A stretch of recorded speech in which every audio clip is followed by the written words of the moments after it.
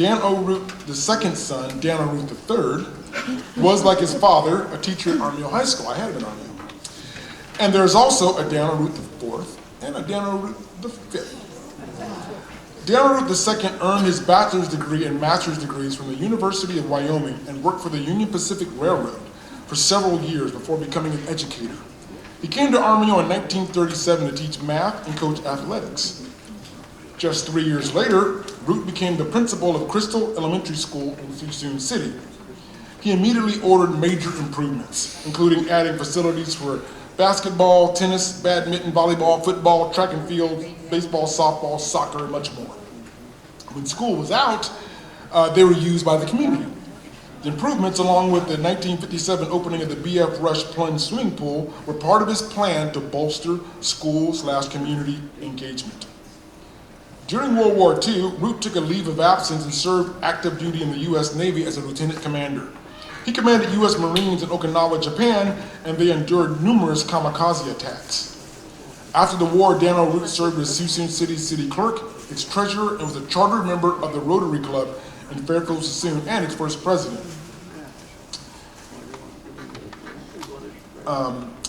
Crystal had less than 100 students in 1940 when Root began his career. When he left in 1962, they had 1,700 students and always operated in the black. He died March 7, 1963, of a heart attack.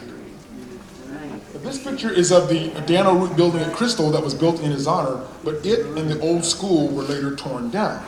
But Dan O. Root II Elementary School was dedicated July 9, 1990. The celebration was attended by Dan O. Root III, Dan O. Root IV, and Dan O. Root V. Please join me in welcoming with applause and acclaim Dan O. Root II into the Armijo High School Hall.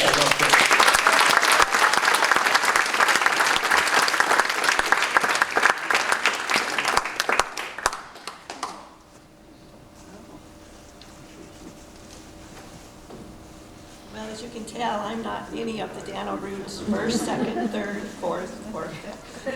I am his granddaughter, and most lucky to be his granddaughter. And I am happy to let you all know that two of his great-grands are here this evening, or this afternoon. His great-granddaughter, Marcia Owens.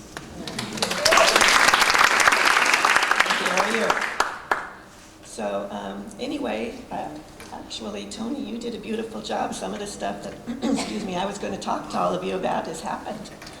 So, but my grandfather was an unusual person. He was, of course, I was just a little girl when he was around most of the time. But I can remember I'll tell you a quick story, that when I started kindergarten, my grandfather came all the way into Fairfield, over to California Street, and picked me up and drove me to kindergarten class every day. And so we drove back into Suisun, and I was at Crystal School. So I always thought that was really cool, because I got to ride in the principal's car. But anyway, I want to thank Tony for all the work that he's done to get this done, and along with the committee that worked with it. And thank you all so very much for coming today.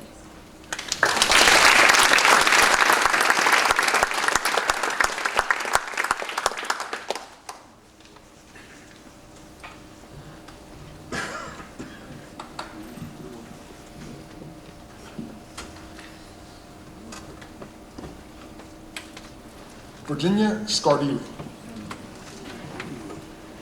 More than a few Armijo students in the late 1950s and early 1960s chose their English teacher, Virginia Scardigli, as one of their all-time favorites. Loving and kind are among the adjectives used to describe their white-haired instructor. For years, she was the advisor for the school newspaper, the Armijo Scout, as well as the advisor for the La Mezcla yearbooks. The 1959 edition that was produced during her tenure was actually given to every salesman for the company that produced them as an example of an outstanding yearbook cover. For Scardigli's efforts, the 1962 edition was dedicated to her.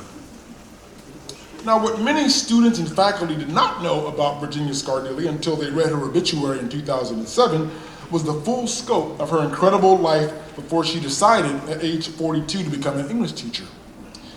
In 1933, Virginia Carden graduated from UC Berkeley with a degree in anthropology. She moved to Pacific Grove, married Italian sculptor Reno Scardigli, and became part of a famed art and literary crowd that included Pulitzer and Nobel Prize-winning author John Steinbeck and marine biologist philosopher Ed Ricketts. Several photocopies of original correspondences between her esteemed literary colleagues are now housed at the Center for Steinbeck Studies at San Jose State University. During World War II, Scardigli moved to San Francisco and worked for the Office of War Information, where she relayed information to the world from the first United Nations conference. Later on during the war, she assisted in the relocation of many Japanese students from internment camps into colleges. After Scardigli retired from teaching, she spent thousands of hours recording books for the blind and dyslexic.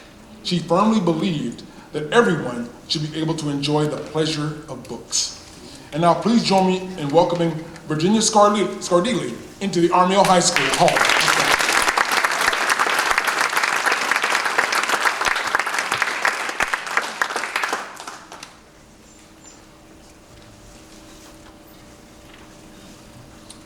Ron Thompson.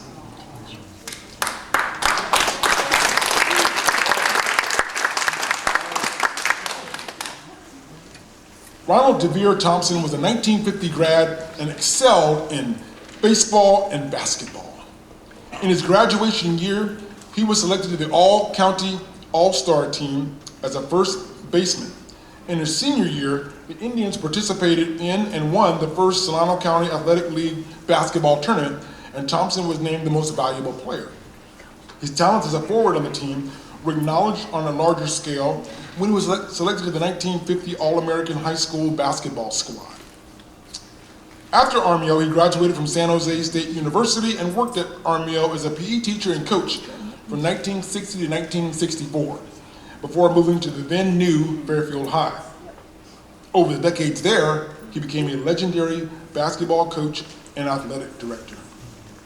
Thompson coached for 26 years at Fairfield High and was also the athletic director.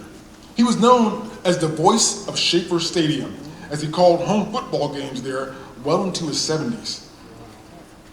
Now, when he started coaching at Fairfield High, Thompson could probably not have imagined that one day his name would be on the gym where he tried to mold young men into decent basketball players and, more importantly, into decent people. But that day came in 1998 when the Ronald D. Thompson Gymnasium was dedicated. By the numbers, Thompson's career was most impressive. His teams won 8 league championships during his tenure, and he had a 409 win and 262 loss record. But the numbers only tell part of the story about Coach Ron Thompson. What many people remember is what a championship human being he was.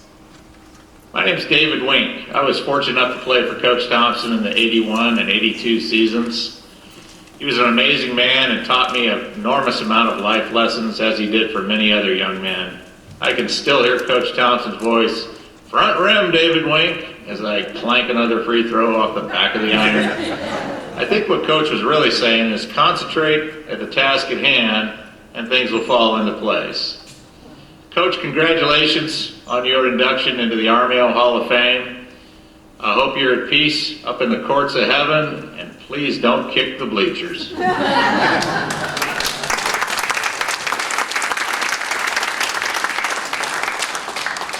Please join me with applause and acclaim in welcoming Ron Thompson into the Armijo High School Hall.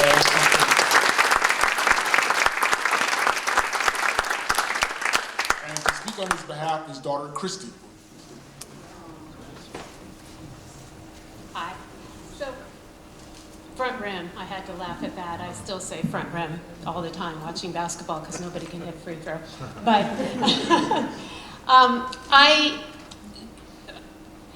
I think that, so I'm behind enemy lines kind of. When I walk in here today, I went to Fairfield High, my sisters all went to Fairfield High, and you walk into the room and there's purple and gold, and it's like, what am I doing here? It's some kind of weird waking up in in the wrong place kind of thing.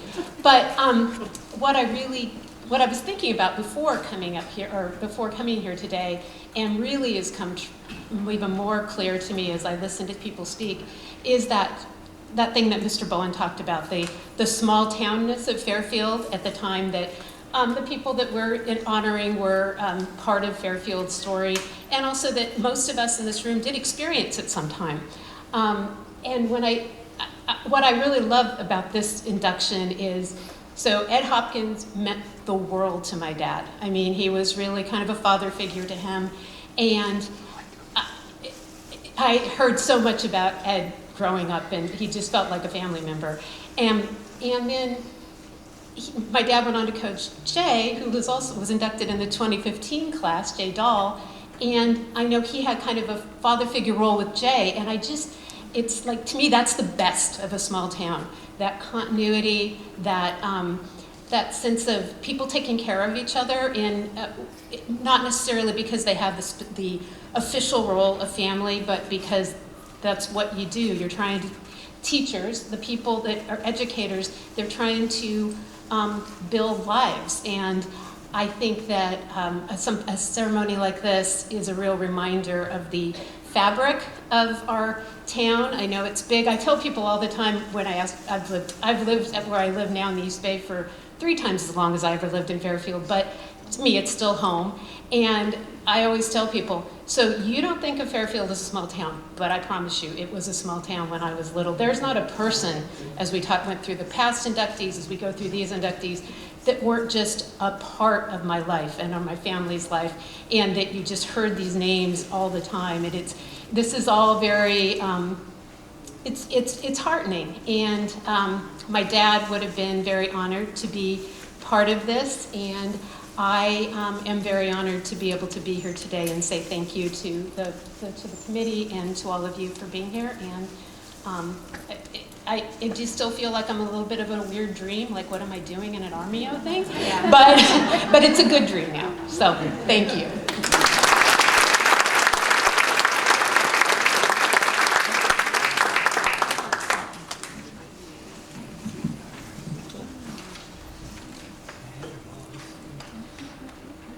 All right. Allan Witt.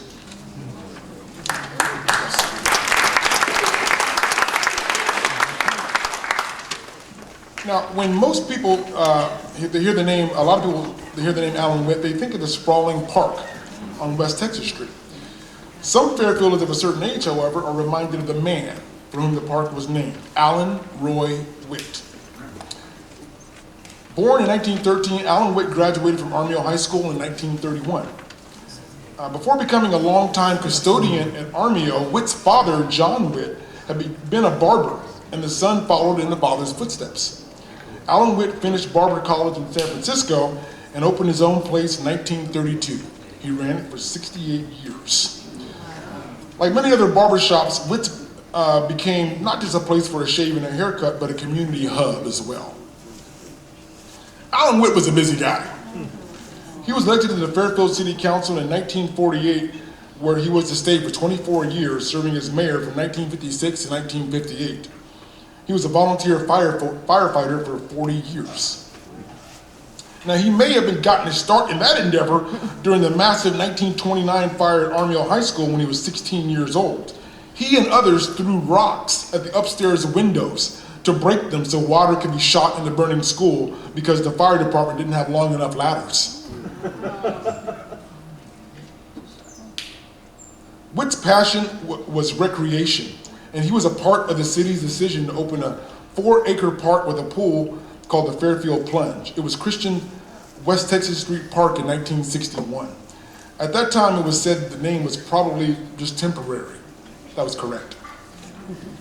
On Saturday, May 5th, 1973, it was declared Allan Witt Day by the City Council as West Texas Street Park was officially renamed Allan Witt Park. Witt closed his barbershop in 1999 due to health problems and died 4 years later at the age of 89. Now, while on the council, Witt saw Fairfield's population grow tenfold to 40,000 people. In a January 1958 newspaper column, Witt said, "When a fellow is born in a town, he takes pride in its development. That's why I enjoy being a city councilman. Anyone who is interested in his town should get into some work where he can do some good." Please join me in welcoming with applause and acclaim Allan Witt into the Armijo High School Hall of Fame.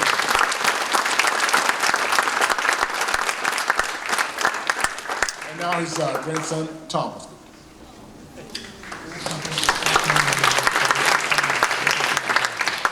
Brevity, I can do that. Thank you.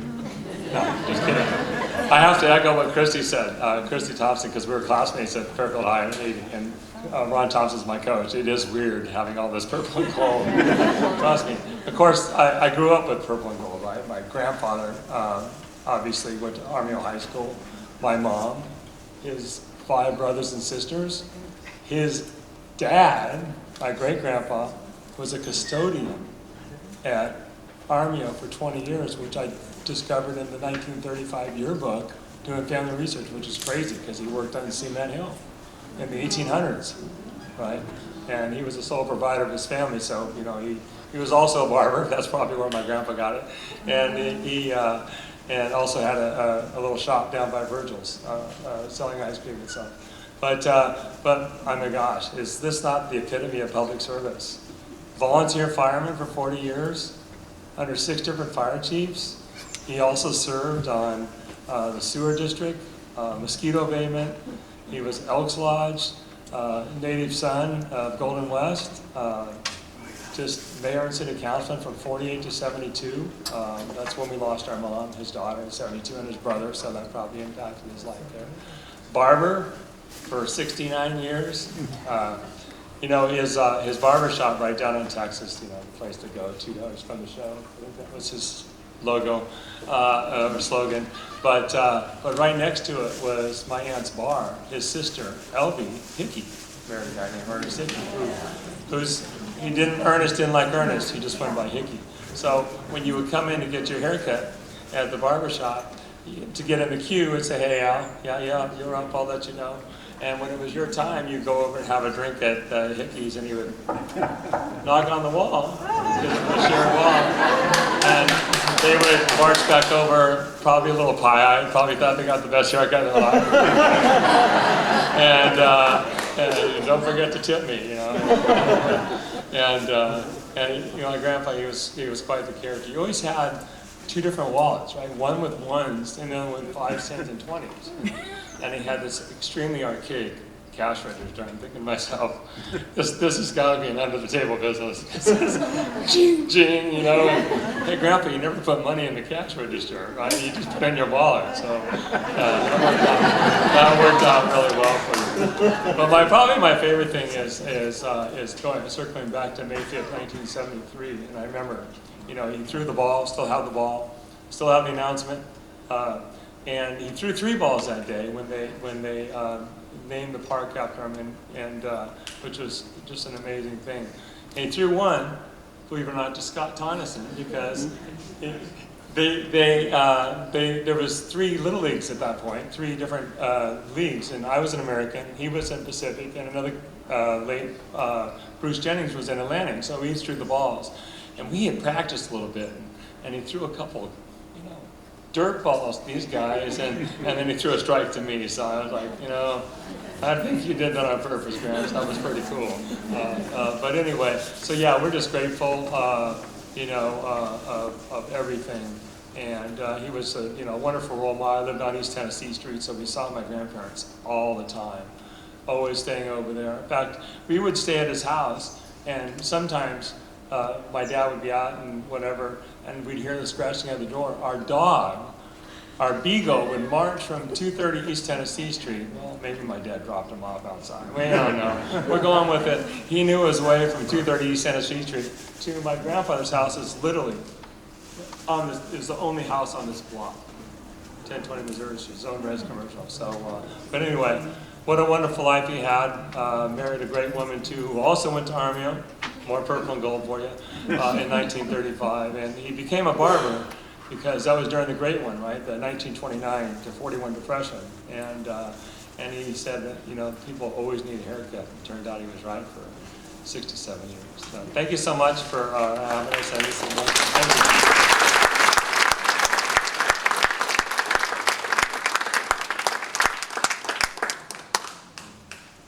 you. Okay. So those are our posthumous inductees. Oops. And So we're going too fast here. Now we're going too fast. We're going to take a 20-minute intermission, okay? And we'll come back. 20-minute intermission, about a quarter till we're going to come back. So take care of your business, come back, we'll see you there.